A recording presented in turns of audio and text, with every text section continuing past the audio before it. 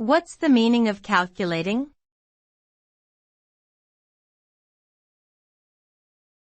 Calculating.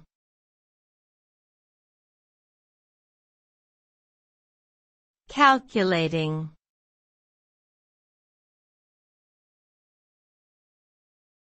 Calculating.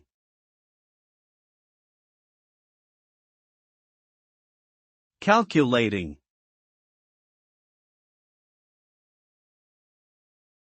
Calculating refers to the process of performing mathematical operations to determine a numerical result.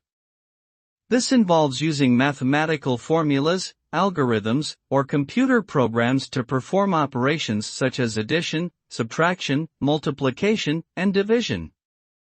The result of a calculation can be a single number or a set of numbers, and may be used for a variety of purposes such as making predictions, analyzing data, or solving problems.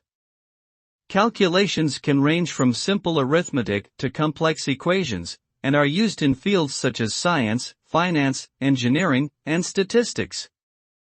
The accuracy of calculations is essential in ensuring the reliability and validity of results.